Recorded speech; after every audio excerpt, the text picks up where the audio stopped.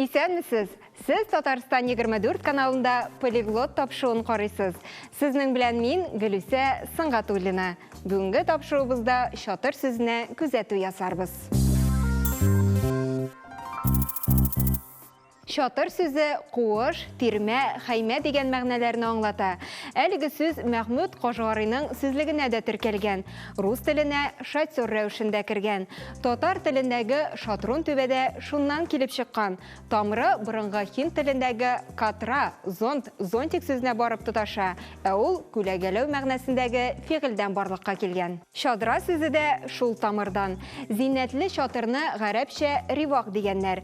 Ә борынгы төркиләрдә күчерелмәле шатыр майхан дип аталган. Диалектта түбәлдек, ягъни шалаш түбәсе.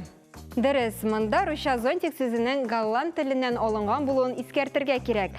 Рус теленә ул башта зондык рәвешендә кергән. Мәгънәсе кояштан саклагыч шатыр.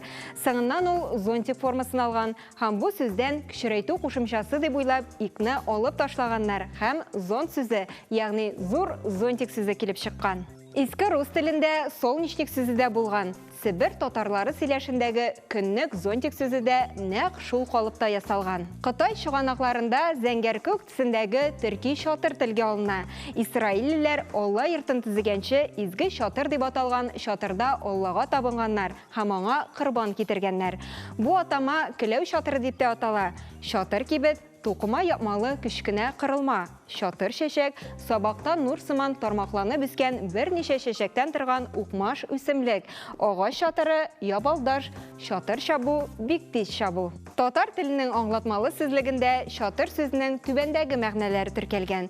Беренчесе, су үтми торган туқмадан яки тиридән җиргә утыртылган казыкларга тарттырып ясалган вакытлыча ышыклану тору өчен хезмәт итә торган кырылма. Икенчесе, кояштан яки яңгырдан саклану өчен ясалган япма. Шәрык халыкларында патша хакимлегенең төп символларынан берсе аның өстендә тотып йөртелә торган бизәкле зонт. Ибн Батута Солтан чатырының тоткасы алтыннан ясалып, ефәге энҗе белән чигелгән булуы турында яза. Гомумән, чатырның бизәлеше хуҗаның дәрәҗәсенә карап йөргән. Габбасилар һәм Фатимилар чорында хәлифәне кояштан каплап торучы чатыр Шәмсәт әл-Хәлифә дип аталган. Шатыр сүзе турында сөйләшкәч, Азнакай районындагы Шатыртауны да искә алып үтәсебез килә. Шатыртау Татарстан Республикасының иң бөек нокталарының берсе.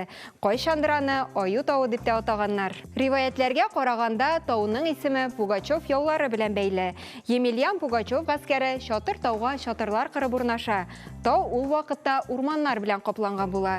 Дошманнардан саклану өчен менә дигән урын. Тау үзе дә читтән караганда чатырга охшап тора. Шатыр тауның тышкы кыяфәте, рельеф билгеләре буенча бирелгән исем. Чыннан да, тауның өске өлеше кисек шатырны хәтерләтә. Кайбер галимнәр аны столовая дип йөртәләр. Бәлкем, географик атаманың мәгънәсе бирелгән исемендә дә шул ятадыр.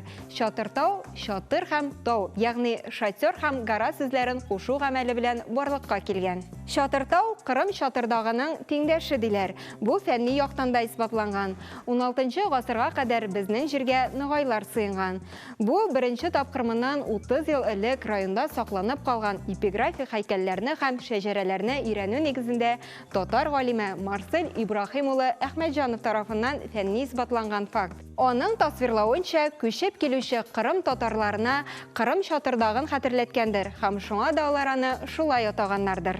Кайчандыр Шатыртау башында халык гыйбадәтханә итеп тоткан агачтан ясалган гөмбәзле кырылма торган. Һәр зур тауга хас булганча, Шатыртауның да үзенең иясе бар диләр. Халык арасында йөри торган сүзләр буенча, Шатыртау түбәсендә басып торганда берәр теләкләсәң, ул һичшиксез чынга ашачак. Шушының белән тапшыруыбыз ахырына якынлашты. Бүгенге тапшыру сезнең өчен файдалы һәм кызыклы булгандыр дип ышанып калабыз. Мин Гөлүсә Сыңғатуллина, сезнең белән сау булашам. Киләсе очрашуларга кадәр.